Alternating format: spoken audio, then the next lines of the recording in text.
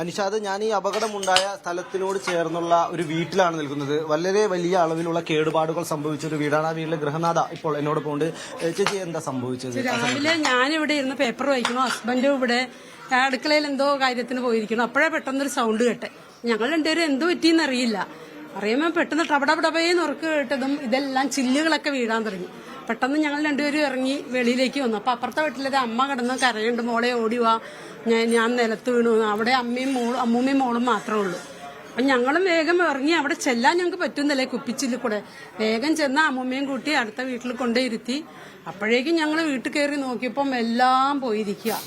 ഈ കണ്ടോ, ഈ ഷോക്കേസിലെ ജനല് കബോർഡൊക്കെ പൂട്ടില്ല, അടച്ചിരുന്ന കബോർഡൊക്കെ തുറന്ന് മുകളിൽ ഇത് കണ്ടോ നിങ്ങള്, ഈ ഷോക്കേസൊക്കെ പോയി, ഗ്ലാസ് ഒക്കെ ചില്ലെല്ലാം അടിച്ചുപോയി.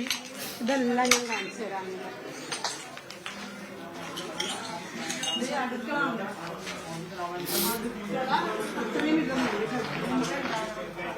ഈ റൂം കാണിച്ചു തരാം.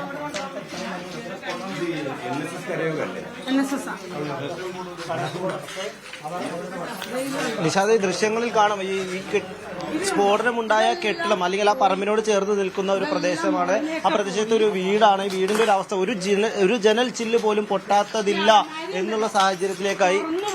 തുറന്നു പോയിട്ട് സാധനങ്ങളെല്ലാം താഴേക്ക് വീണു. ഇതെല്ലാം പോയി, കബോർഡ് പോയി, ഇതേ ആ വാതില്, ബാത്റൂമിന്റെ വാതില് പോയി. ഇതെല്ലാം ഗ്ലാസ് ഒക്കെ പൊട്ടിപ്പോയി. മോളിൽ പോയ ഭിത്തി വരെ പോയി. ഞങ്ങളെ ആസ്ബറ്റോസ് പറന്നു പോയി, വാട്ടർ ടാങ്ക് പൊട്ടിപ്പോയി. എല്ലാം നാശനഷ്ടമായി. ഇത് കണ്ടോ, ഇതെല്ലാം വീണിട്ട് വന്നേക്കുന്ന സംഭവമായി കാണുന്നത്. എല്ലാം നശിച്ചു. നിഷാദ്, നമുക്ക് ഈ ഒരു ഇവരുടെ പ്രതികരണത്തിൽ നിന്ന് നമുക്ക് മനസ്സിലാക്കാൻ കഴിയും എത്ര വലിയ അപകടമാണ് ഉണ്ടായത്. നമുക്ക് ഈ ദൃശ്യങ്ങളിൽ നിന്ന് മനസ്സിലാക്കാൻ കഴിയുന്നത് എത്ര വലിയ അപകടമാണ്, അതിൽ എത്രത്തോളം നാശനഷ്ടങ്ങൾ ഓരോ വീടുകൾക്കും സംഭവിച്ചിട്ടുണ്ട് എന്നുള്ളത് ദൃശ്യങ്ങളിൽ നിന്ന് നമുക്ക് മനസ്സിലാക്കാൻ കഴിയും. കാരണം ഞാനിപ്പോൾ നിൽക്കുന്ന ഈ വീടിന്റെ ഒരു ജനൽ ചില്ല് പോലും പൊട്ടാത്തതില്ല എന്നുള്ളൊരു സാഹചര്യമാണ്. അത്ര വലിയ അപകടമാണ് സംഭവിച്ചത്. അത്ര വലിയ തകരാറുകൾ ഓരോ വീടുകൾക്കും സംഭവിച്ചിട്ടുണ്ട്. ഈ പ്രദേശത്തിനോട് ഏറ്റവും ചേർന്ന് നിൽക്കുന്ന ഒരു വീട്ടിലാണ് ഞാനിപ്പോൾ ഉള്ളത്. ആ ഗൃഹനാഥ നമ്മളോട് പറഞ്ഞതുപോലെ തന്നെ ഏകദേശം രാവിലെ ഒരു 10:30 കൂടിയാണ് ഇത്തരത്തിൽ വലിയൊരു അപകടം സംഭവിക്കുന്നത്. ആ ഒരു അപകടത്തിന്റെ ശബ്ദം കേൾക്കുന്നത്. ഇവർ ശബ്ദം കേൾത്ത് ഉടനെ തന്നെ ഒരു ഭൂമി കുലുക്കുന്നതിന് സമാനമായ രീതിയിലുള്ള അവസ്ഥയാണ് ഇവർക്ക് അനുഭവപ്പെടുന്നത്. ഉടനെ തന്നെ ഇവർ ഈ വീട്ടിൽ നിന്ന് പുറത്തേക്ക് ഇറങ്ങി ഓടുകയായിരുന്നു. അതുകൊണ്ട് ഒപ്പം തന്നെ ഈ വീടിന്റെ മേൽക്കൂര അത് പൂർണ്ണമായും നശിച്ചിട്ടുണ്ട്. ഈ വീടിന്റെ 1ാം നിലയിലെ ഭിത്തി അടക്കം തകർന്നു പോകുന്ന ഒരു സാഹചര്യമുണ്ട്. ഒപ്പം ഈ വീട്ടിലെ എല്ലാ ചില്ലുകളും തകർത്തിട്ടുണ്ട്. സമാനമായ രീതിയിലുള്ള അപകടത്തിലുള്ള തകരാറുകളാണ് ഈ പ്രദേശത്തെ 15ഓളം വീടുകൾക്ക് സംഭവിച്ചിരിക്കുന്നത്. 15ഓളം വീടുകളിൽ സമാന രീതിയിലുള്ള കേടുപാടുകൾ സംഭവിച്ചിട്ടുണ്ട്.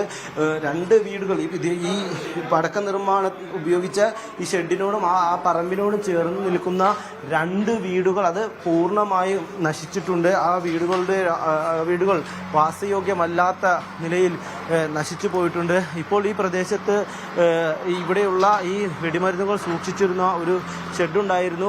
ഈ ഷെഡിൽ നിന്ന് ഈ വെടിമരുന്നുകളും ഒപ്പം തന്നെ ഇതുമായി ബന്ധപ്പെട്ട് ഷെഡിന്റെ ഈ അപകടത്തിൽ തകർന്നു വീണ അവശിഷ്ടങ്ങളും നീക്കം ചെയ്യുന്ന പ്രവർത്തനമാണ് നടക്കുന്നത്. ഈ JCB ഉപയോഗിച്ച് ഈ പറമ്പിൽ നിന്ന് ഈ കേടുപാടുകൾ സംഭവിച്ച ഈ അവശിഷ്ടങ്ങൾ, കെട്ടിടാവശിഷ്ടങ്ങളെല്ലാം മാറ്റുകയാണ്. അത് നമുക്ക് ഈ ദൃശ്യങ്ങളിൽ കാണാൻ കഴിയും. JCB ഉപയോഗിച്ചാണ്, അതായത് ഇവിടെ നിന്ന് മണ്ണുമാന്തി യന്ത്രം ഉപയോഗിച്ചാണ് ഈ കെട്ടിട അവശിഷ്ടങ്ങളും ഒപ്പം തന്നെ ഈ വെടിമരുന്ന് മറ്റ് സാധനങ്ങളും വെടിക്കെട്ടിനായി ഉപയോഗിക്കുന്ന മറ്റ് സാധന സാമഗ്രികളും മാറ്റിക്കൊണ്ടിരിക്കുന്നത്. ഈ പ്രദേശത്ത് നിന്ന് പൂർണ്ണമായും മാധ്യമപ്രവർത്തകരെയും ഒപ്പം തന്നെ രക്ഷാപ്രവർത്തനത്തിന് നേതൃത്വം നൽകിയ ആളുകളെയും എല്ലാം മാറ്റിയിട്ടുണ്ട്. ഫയർഫോഴ്സിന്റെ ചുരുക്കം ചില ഉദ്യോഗസ്ഥരും സിവിൽ ഡിഫൻസ് ഫോഴ്സിലെ കുറച്ച് ഉദ്യോഗസ്ഥരും മാത്രമാണ് നിലവിൽ ഈ പ്രദേശത്തുള്ളത്. ആദ്യ പ്രധാന പരിഗണന ഈ പ്രദേശത്തെ സുരക്ഷിതമാക്കുക എന്നുള്ളതാണ് എന്ന് നേരത്തെ തന്നെ ഫയർഫോഴ്സ് ഉദ്യോഗസ്ഥർ നമ്മളോട് സംസാരിച്ചിരുന്നു. കാരണം വലിയ അളവിലുള്ള വെടിമരുന്ന് ശേഖരം ഉണ്ടായിരുന്നു, നിർമ്മാണ വസ്തുക്കൾ ഉണ്ടായിരുന്നു. അതുകൊണ്ട് തന്നെ ഈ സ്ഫോടനമുണ്ടായ സമയത്ത് ഈ നിർമ്മാണ വസ്തുക്കളും ഈ വെടിമരുന്നുകളും ഏതൊക്കെ ഭാഗത്തേക്ക് തെറിച്ചു പോയിട്ടുണ്ട്, ഇനിയൊരു സ്ഫോടനമോ അല്ലെങ്കിൽ ഏതെങ്കിലും തരത്തിലുള്ള പൊട്ടിത്തെറിയോ ഇല്ലാതിരിക്കുന്നതിന് വേണ്ടി ഈ വെടിമരുന്നിന്റെ സാന്നിധ്യം ഈ പ്രദേശത്ത് നിന്ന് പൂർണ്ണമായും മാറ്റേണ്ടതുണ്ട്. അതിനുവേണ്ടിയുള്ള പ്രവർത്തനങ്ങളിലേക്കാണ് കടക്കുന്നത് എന്ന് നേരത്തെ തന്നെ ഫയർഫോഴ്സ് ഉദ്യോഗസ്ഥർ നമ്മളോട് പറഞ്ഞിരുന്നു. അതാണ് ഇപ്പോൾ ഇവിടെ നടക്കുന്നത്. ഈ പ്രദേശം പൂർണ്ണമായും സീൽ ചെയ്തുകൊണ്ട് ഈ പ്രദേശത്ത് മണ്ണുമാന്തി യന്ത്രമടക്കം ഉപയോഗിച്ചുകൊണ്ട് കെട്ടിടാവശിഷ്ടങ്ങളും ഒപ്പം തന്നെ കെട്ടിടാവശിഷ്ടങ്ങളുടെ അകത്ത്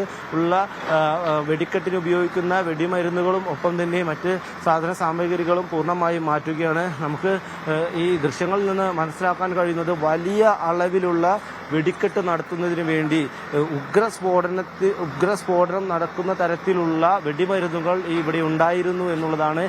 വീണ്ടും ഈ ഒരു വെടിക്കെട്ടിന് വേണ്ടി കൂടുതൽ വെടിമരുന്നുകളും മറ്റ് വസ്തുക്കളും ഇവിടേക്ക് ഒരു വാഹനത്തിൽ എത്തിക്കുകയാണ് ഉണ്ടായത്. ആ വാഹനമാണ് പൊട്ടിത്തെറിച്ച് പൂർണ്ണമായും നശിച്ചു കിടക്കുന്നത്. ഒപ്പം തന്നെ ഈ വെടിമരുന്നുകൾ സൂക്ഷിച്ചിരുന്ന കെട്ടിടങ്ങളും പൂർണ്ണമായും നശിച്ചിട്ടുണ്ട്. ഒരു തരത്തിലുള്ള സുരക്ഷാ ക്രമീകരണങ്ങളും ഈ കെട്ടിടത്തിൽ ഉണ്ടായിരുന്നില്ല എന്നുള്ളതാണ്. NSS കരയോഗത്തിൻ്റെതാണ് ഈ ഭൂമിയുള്ളത്. എല്ലാ വർഷവും ഉത്സവ സമയത്ത് വെടിമരുന്നുകൾ സൂക്ഷിക്കുന്നത് ഈ കെട്ടിടത്തിലാണ്. ഇന്ന് രാത്രിയാണ് ഈ വെടിക്കെട്ട് നടക്കേണ്ടത്.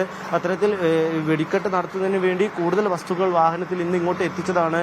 അപ്പോഴാണ് ഇത്തരത്തിലുള്ള ഒരു വലിയ ദുരന്തം, ഒരു വലിയ അപകടം ഇവിടെ സംഭവിച്ചിരുന്നത്.